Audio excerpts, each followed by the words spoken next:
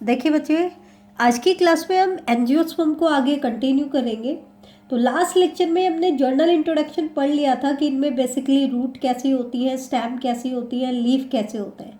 और फ्लावर के बाद में हमने स्टार्ट किया था कि कोई भी फ्लावर जो होता है उसको दो पार्ट्स में डिवाइड किया जाता है। एक तो होता है उसकी स्टॉक जिसको हमने पेडसिल कहा था, और फिर हमने फ्लोरल अपेंडेजेस के बारे में बात की थी कि चार टाइप की फ्लोरल अपेंडेज होती है, दो स्टेराइल और दो fertile. Sepal, petal, stamen and carpel, इनको हम बेसिकली पढ़ चुके थे। अब हम मेन फर्टाइल पार्ट के डिटेल के ऊपर आते हैं, क्योंकि हमें गैमीट्स बनाने हैं, फर्टिलाइजेशन करना है, पॉलिनेशन करना है। तो दैट मीन्स अब हम डिटेल में पढ़ेंगे किसको, स्टेमन एंड कार्पल को। और स्टेमन एंड कार्पल में भी क्या, स्टेमन में एंथर को क्योंकि वो फर्टाइल पार्ट है, और कार्पल में ओवरी को क्योंकि वो फर्टाइल पार्ट है। तो देखिए बेटा, सबसे पहले आज हम स्टार्ट करते हैं एंथर से। बहुत इंपॉर्टेंट टॉपिक है। तो एंजियोस्पर्म की अगर हम बात करें तो एंजियोस्पर्म के केस में जो most common type of anther होता है वो कैसा होता है? Most common type of anther होता है बाइलॉब्ड डाइथिकस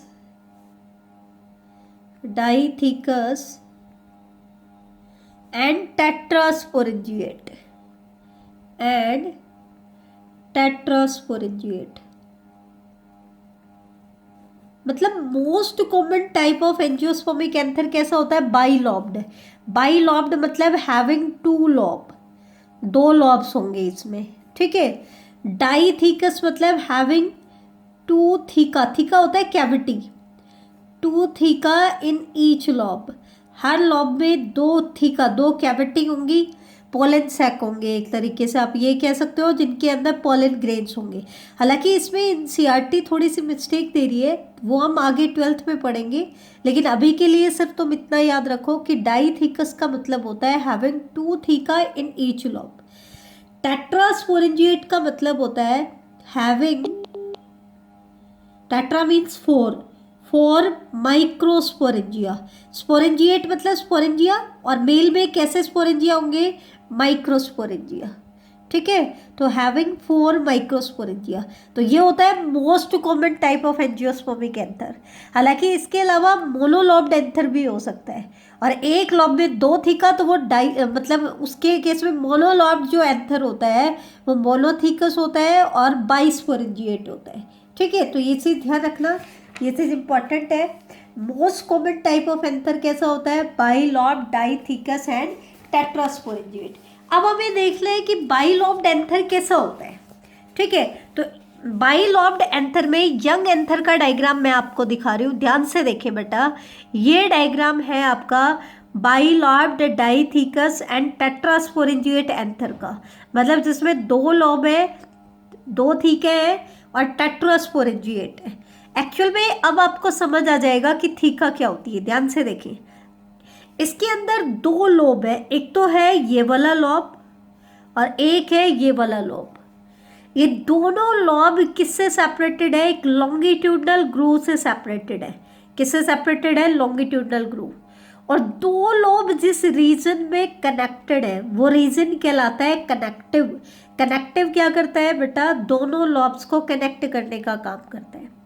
जो बाइलॉब्ड एंथर होता है बेटा वो टेट्रास्पोरेंजिएट होता है, मतलब इसमें 4 माइक्रोस्पोरेंजिया होंगे। ध्यान से देखो, 1 2 3 और 4 माइक्रोस्पोरेंजिया इसके पास है। इसके 4 कॉर्नर्स पे, कहाँ पे लोकेटेड है? चारों कॉर्नर्स पे।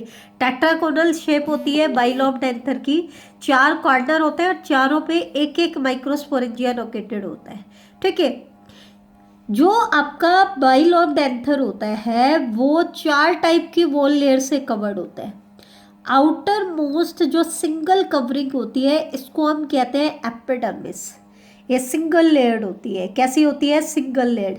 आउटर मोस्ट जो लेयर है ये क्या है बेटा? एपिडर्मिस, ठीक है। इससे इनर लेयर जो होती है ये है एंडोथीशियम, ये भी सिंगल लेयर होती है। अब एंडोथीशियम की एक खास बात होती है कि ये जो स्टोमियम रीजन है, स्टोमियम रीजन में एंडोथीशियम की सेल्स थिन वॉल्ड होती है, बाकी जगह थिक वॉल्ड होंगी, लेकिन यहाँ कैसी होंगी? Thin walled. अब स्टोबियम क्या है बेटा, ध्यान से देखना, एक लॉब के अंदर जो दो माइक्रोस्पोरेंजिया है उनके बीच में ये जो डिप्रेशन आपको दिखाई दे रहा है, इस रीजन को हम कहते हैं स्टोबियम रीजन। स्टोबियम रीजन वो रीजन है जहां से पोलन ग्रेन का डिस्पर्सल होगा, मतलब एंथर की वॉल यहाँ से रप्चर होगी और पोलन ग्रेन रिलीज होंगे। क्या होंगे? पोलन ग्रेन रिलीज होंगे। ठीक है, टेट्रास्पोरेंजिएट है। ठीक है, 4 टाइप की वॉल लेयर से कवर्ड है, आउटर मोस्ट एपिडर्मिस, उससे इनर एंडोथीशियम, ये तो सिंगल सिंगल लेयर है। इसके बाद है मिडल लेयर। मिडल लेयर्स का नंबर होता है 1 to 3 लेयर्स होते हैं। सबसे इनर मोस्ट लेयर होती है टपटम। कैसी होती है? टपटम। और टपटम के अंदर क्या होता है वो डिपेंड करता है एंथर की स्टेज के ऊपर। यंग एंथर में तो इसके अंदर जितनी भी सेल्स होती है वो सारी की सारी एक जैसी होती है, जिसको हम कहते हैं होमोजीनस मास है, सारी सेल एक जैसी है। और उस होमोजीनस मास ऑफ सेल को हम क्या कहते हैं? Sporogenous tissue. लेकिन जैसे जैसे एंथर में डेवलपमेंट स्टार्ट होगी, स्पोरोजीनस टिश्यू मॉडिफाई होना शुरू हो जाएगा, और ये किस किस फॉर्म में कन्वर्ट होगा वो हम आगे स्टडी करेंगे। ठीक है, ये तो था transverse section of young anther. अब अगर इसी के इस पार्ट को, इतने पार्ट को मैं जूम करके दिखाऊं, हाईलाइट करके दिखाऊं कि इसकी वॉल लेयर्स कैसी दिखाई देंगी, तो ये देखो, ये है बेटा सिंगल लेयर, ये है एपिडर्मिस की। एपिडर्मिस से नीचे ये है एंडोथीशियम। एंडोथीशियम से नीचे मैंने दिखाई है मिडल लेयर्स, और मिडल लेयर से नीचे ये है टपटम लेयर। बेटा आउटर 3 वॉल लेयर का फंक्शन होता है प्रोटेक्शन देना, मतलब एपिडर्मिस, एंडोथीशियम और मिडल लेयर्स, ये तो क्या करती है? प्रोटेक्शन देंगी। और टपटम का फंक्शन क्या है? To provide nourishment to developing pollen grain. बेटा ध्यान से सुना, ये डेवलपिंग पोलन ग्रेन को नरिश करती है। इसका मतलब ये नहीं है कि पोलन ग्रेन को नरिश करती है, नहीं। स्पोरोजीनस टिश्यू से जब तक पोलन ग्रेन नहीं बनता है तब तक उसको नरिशमेंट कौन देता है? डेवलपिंग स्टेजेस को नरिशमेंट कौन देता है? टपटम देता है। तो आपकी जो मिडल लेयर्स होती है और जो आपके टपटम होती है, they are ephemeral, short lived होती है, क्योंकि टपटम तो न्यूट्रिटिव टिश्यू है तो ये तो यूज्ड अप होता जाएगा, और मिडल लेयर एफेमरल होती है, शॉर्ट लाइव्ड होती है, कुछ टाइम के बाद डिजनरेट होना स्टार्ट हो जाती है। इसका मतलब मैच्योर एंथर में सिर्फ आपको कौन सी 2 वॉल लेयर दिखाई देगी? Epidermis and endothecium. और स्टोबियम रीजन में एंडोथीशियम थिन वॉल्ड होती है। तो एंथर की वॉल किस रीजन में रप्चर होगी बेटा? स्टोबियम रीजन में रप्चर होगी। ठीक है, तो ये चीज ध्यान रखना, ध्यान से सुनना भाई। आपका जब हमने यंग एंथर बताया तो यंग एंथर का माइक्रोस्पोरेंजिया एक होमोजीनस मास ऑफ सेल से फिल्ड है, जिसकी सेल्स कॉम्पैक्टली अरेंज्ड है, और उस मास ऑफ सेल को हम क्या कहते हैं? Sporogenous tissue. अब इस स्पोरोजीनस टिश्यू के साथ क्या चेंज होता है और पोलन ग्रेन कैसे बनेंगे इसमें, वो हमें पढ़ना है। तो कैसे बनेंगे, इसके लिए एक प्रोसेस होता है माइक्रोस्पोरोजेनेसिस।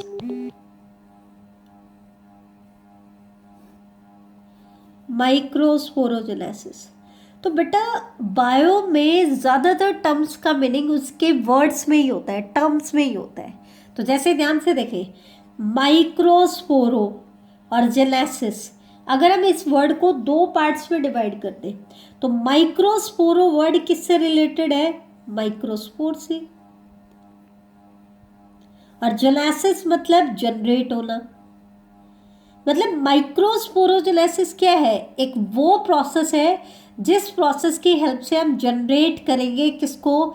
माइक्रोस्पोर्स को। अब आपको पता है माइक्रोस्पोर्स तो कैसे होते हैं? हैप्लॉइड होते हैं। अब इनकी फॉर्मेशन किससे होगी? इनकी मदर सेल से होगी, और इनकी मदर सेल को हम क्या बोलेंगे? Microspore mother cell. क्या बोलेंगे बेटा, माइक्रोस्पोर मदर सेल, या फिर हम उसी को बोलेंगे pollen mother cell, PMC. MMC या पीएमसी हम वर्ड यूज करते हैं। एमएमसी वर्ड मेनली हम फीमेल के केस में मेगास्पोर मदर सेल के लिए यूज करते हैं, लेकिन अगर आप फुल एक्सपेंडेड फॉर्म दो तो आप इसको माइक्रोस्पोर मदर सेल भी बोल सकते हो, ठीक है। तो अब स्पोरोजिनस टिश्यू हमारे पास था, इससे ये कैसे बना, फिर इससे माइक्रोस्पोर कैसे बनेगी। अब आपकी एंजियोस्पर्म की प्लांट बॉडी होती है diplontic, main plant body diploid होती है, तो स्पोरोजिनस टिश्यू की सेल्स कैसी है, डिप्लॉयड, और माइक्रोस्पोर मदर सेल्स की प्लॉइडी भी कितनी है, डिप्लॉयड। अब डिप्लॉयड से हैप्लॉयड स्ट्रक्चर कैसे बनेगी, उसके लिए तो मियोसिस कराना पड़ेगा, क्योंकि प्लॉइडी क्या हो रही है, हाफ, तो प्लॉइडी हाफ करने के लिए हमें क्या करना पड़ेगा, मियोसिस कराना पड़ेगा। अब आपकी माइक्रोस्पोरोजेनेसिस की पूरी डेफिनेशन बन जाती है, क्या, it is the process of formation of microspores by meiosis from microspore mother cell या पोलन मदर सेल। अब क्वेश्चन आते हैं कि क्या क्या इवेंट होंगे, तो ये ध्यान से देखिए।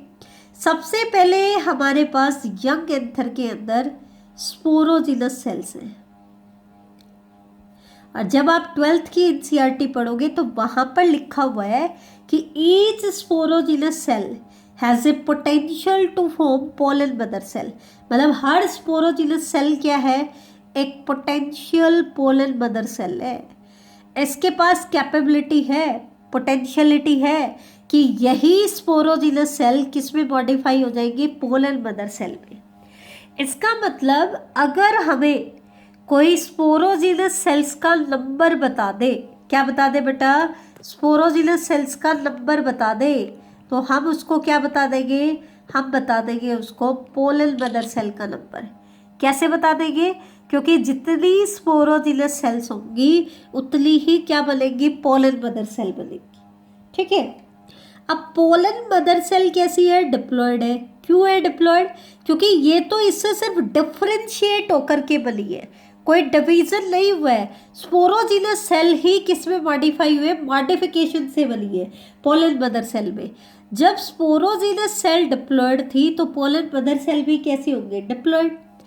अब क्या होगा, पोलन मदर सेल में मियोसिस होगा। अब आपको पता है मियोसिस होता है तो एक सेल 4 में डिवाइड होती है, तो पोलन मदर सेल भी 4 में डिवाइड हो जाएगी, और 4 के ग्रुप को हम क्या कहते हैं बेटा, टेट्राड। तो हमारे पास माइक्रोस्पोर का टेट्राड बन जाता है, इसको हम बोलते हैं माइक्रोस्पोर का टेट्राड। टेट्राड मतलब ग्रुप ऑफ 4। अब क्योंकि एक मदर सेल से जितने भी माइक्रोस्पोर्स बनते हैं ना, वो इनिशियली ग्रुप में ही रहते हैं, किस में रहते हैं, ग्रुप में। हालांकि बाद में वो अलग अलग हो जाते हैं और 4 माइक्रोस्पोर्स में ओवल शेप में कन्वर्ट हो जाते हैं, ठीक है। लेकिन इनिशियली वो 4 के ग्रुप में रहते हैं, इसलिए इसको हम क्या कहते हैं, माइक्रोस्पोर टेट्राड। अब माइक्रोस्पोर टेट्राड किस में बना, माइक्रोस्पोरेंजिया में बन रहा है। किस में बन रहे हैं, माइक्रोस्पोरेंजिया।